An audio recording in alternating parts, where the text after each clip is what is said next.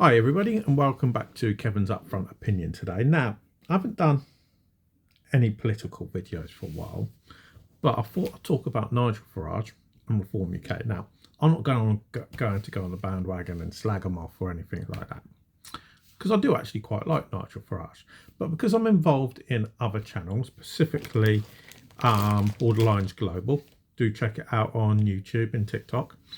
Okay, and we do a lot of videos about primarily immigration, housing and homelessness. And I've done a few videos recently about the amount of people that are coming into the country illegally, asylum seekers at the end of the day. And whenever I get comments, and I get a lot of comments, and after time I can't even get back to them because I get so many coming in, especially on TikTok. I haven't got the time to do it. And a lot of them say, oh, vote Reform. You've got to vote Reform UK. Vote for Nigel Farage. And I think, really? Vote for Nigel Farage. Why? What? Because he tells you what you want to hear? Rather than realistically what is realistic? Because the reality is, whether people want to believe this or not, Nigel Farage is part of the institution. You know, he's been in the political game for what, 20 odd years, however long it is. I can't actually remember how long it actually is. He's been in it for an awful long time.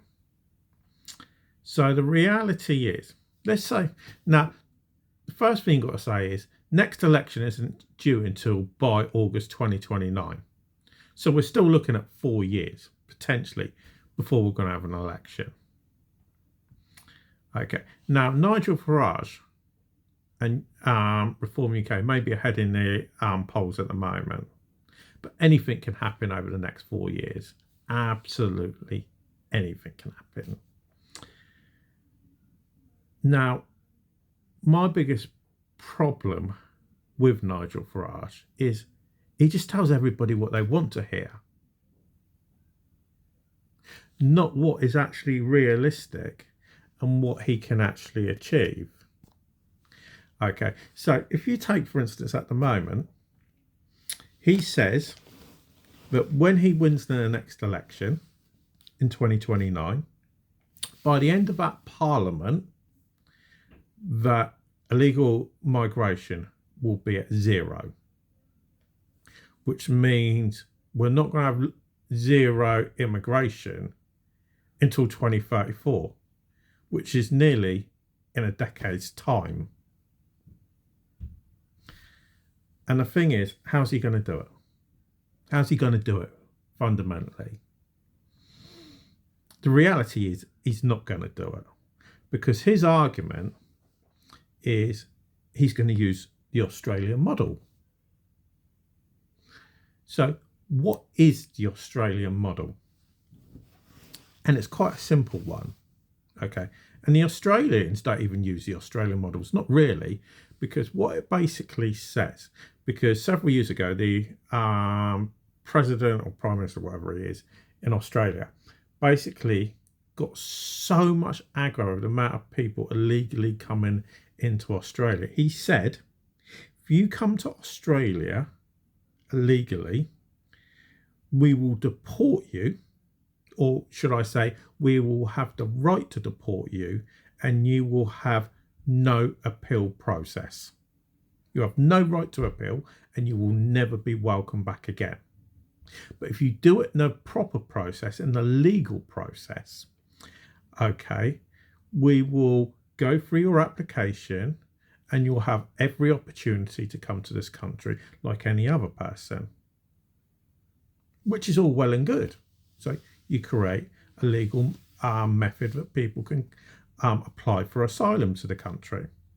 Now, the problem with Australia is, one, they don't actually do this, not really, and two, they've got between 60 to 100,000 people in that country. Now, according to the figures that came in earlier on this week, UK only has 109,000. people waiting. 109,000. It's next to nothing between it. So Nigel Farage wants to complain about our system, which is a rubbish system. And in my book, the biggest problem with the UK system is there's no method for people to apply for asylum to the UK in a legal manner. They have to break the law. They have to get on the small boats or go on the roll-on, roll-off ferries and get in back of lorries, or try and get on the Eurotunnel or something. They have to do those because there's no legal manner to be able to apply for asylum. And that is the biggest problem with the UK. So the reality is Nigel Farage going to be able to resolve it?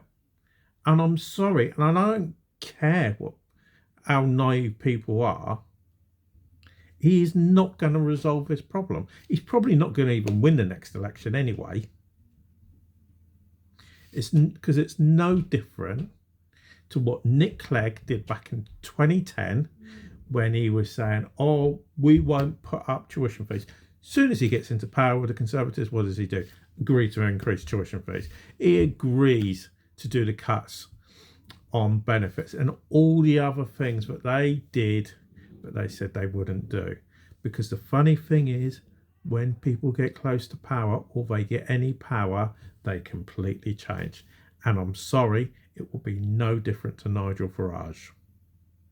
Now, I might be proven wrong, but I very much doubt it. So what I want to know is, what do you think? What do you think if Nigel Farage, if we had an election next week, what should he actually do? Not what he's promising he's going to do. What should he actually do that would make this country different and better? What could he actually do quickly to make a difference in this country? So let us know in the comments down below. But for now, everybody, thanks for watching. Please do follow or subscribe. But otherwise, thanks for listening, and I'll speak to you again a bit later.